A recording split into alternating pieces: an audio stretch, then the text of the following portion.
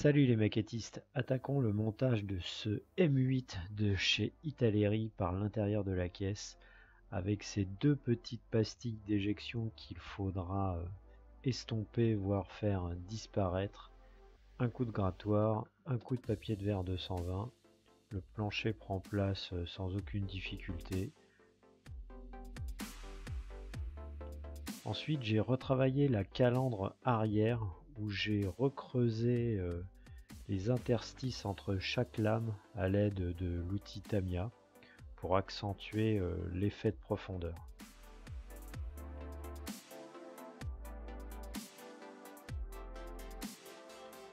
Un petit coup de colle extra fluide pour éliminer tous les petits déchets de plastique qui peut rester après l'étape de gravure et avoir une pièce impeccable. A l'aide de mastic bicomposant, j'ai confectionné des petits cylindres d'environ 1 mm de diamètre que j'ai ensuite positionnés à l'intérieur de la caisse pour recréer les effets de soudure qui n'étaient pas présentes, notamment au niveau du poste de conduite.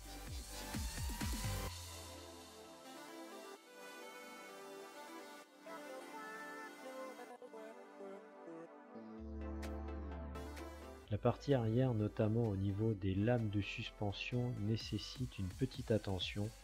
Il faut prendre soin de parfaitement aligner les lames avec les suspensions en elles-mêmes parce que la pièce a un petit peu de jeu et si tu décales au niveau du collage, après c'est plus compliqué à mettre en place. Ce qui est agréable dans ce kit, c'est quand tu installes toutes les petites pièces, protection de phare, anneaux pour les manilles en elles-mêmes, que tu pourras laisser soit libre, soit tu pourras les coller, ça c'est selon tes désirs. Tout s'assemble parfaitement, j'ai eu aucun souci, pas de détails à rajouter plus que ça, je monte ce kit tel qu'indiqué sur la notice. Les jerrycans qui vont venir se placer sur les côtés du blindé sont en 4 parties avec de magnifiques gravures. Pas de problème particulier pour l'assemblage, juste bien faire attention de bien nettoyer les pièces avant de les coller.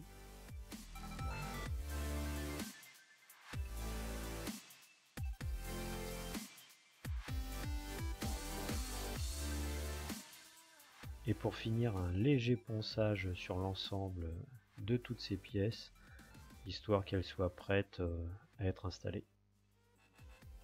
J'ai fait une petite modification au niveau des supports d'antenne que j'ai repercés avant leur collage et la mise en place sur la caisse. Par la suite, je viendrai rajouter les antennes, mais ça sera une autre opération. Au niveau de la tourelle, il y avait un raccord que je trouvais disgracieux, et même si les deux pièces s'assemblaient parfaitement, j'ai décidé de boucher ce trou dans un premier temps avec du mastic de chez Tamiya. J'ai bien poncé pour que les deux surfaces soient parfaitement raccord.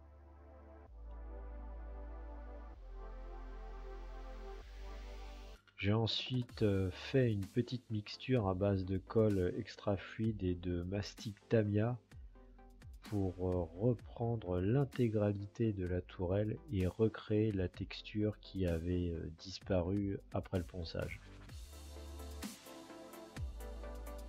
Et pendant que j'y étais, j'ai repris également l'échappement qui sera monté sous le dessous de la caisse par la suite.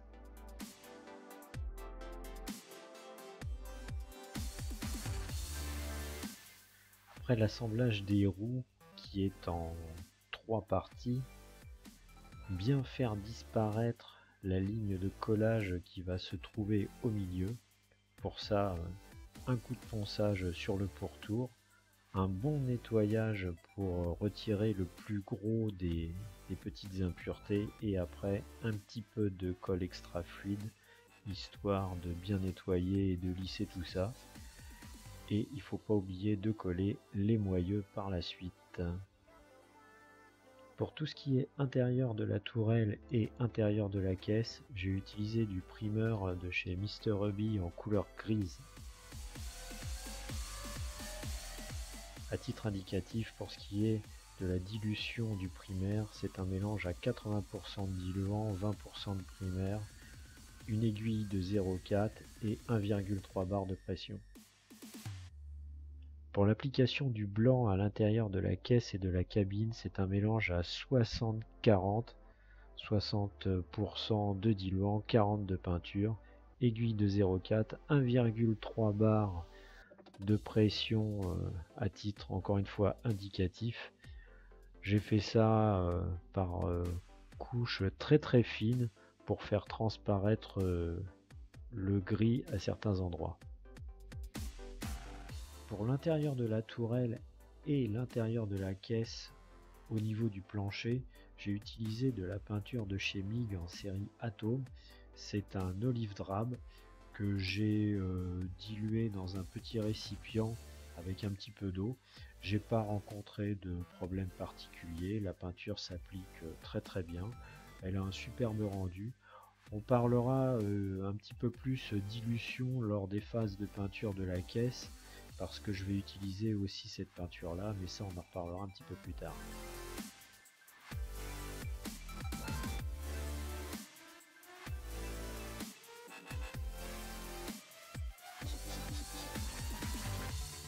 Pour l'intérieur de la caisse et de la tourelle, je me suis basé sur des photos trouvées sur internet.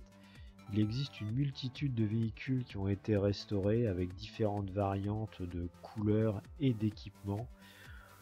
Il y a plein de solutions possibles, à toi de voir ce que tu veux faire. Moi j'ai fait ça comme ça pour rester cohérent avec le reste du véhicule.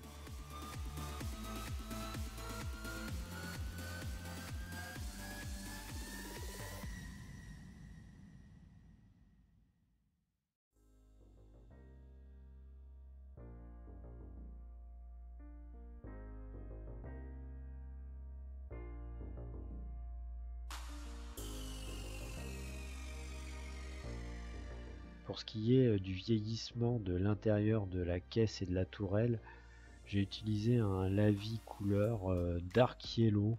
C'est un marron clair. Je voulais quand même qu'il y ait une certaine clarté qui puisse être visible par les petites ouvertures qu'il va y avoir sur le dessus de la caisse. Voilà, j'ai fait ça léger.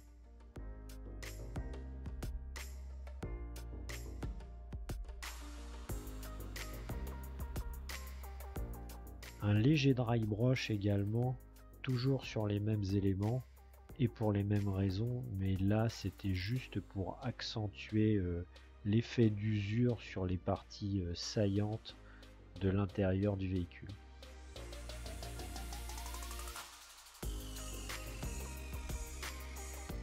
Et pour finir, un petit peu de pigment pour l'effet poussière. Là encore, j'y ai été modérément. Une fois toutes ces opérations terminées, j'ai assemblé le dessus de la caisse et tous les petits éléments qui vont avec. Aucun souci, tout s'ajuste parfaitement. Première phase de peinture au niveau des passages de roues arrière. J'ai été obligé de faire comme ça parce que ensuite elles sont recouvertes par un capot et j'aurais plus eu accès pour venir peindre ensuite derrière, donc j'ai fait comme ça. Là encore j'ai utilisé de la peinture à mots Atom, mais ça je t'en reparle dans la vidéo suivante. Voilà pour cette première partie du montage de ce M8 de chez Italeri. Si tu as des questions, n'hésite pas, j'y répondrai avec grand plaisir. Je te dis à la prochaine, salut, ciao!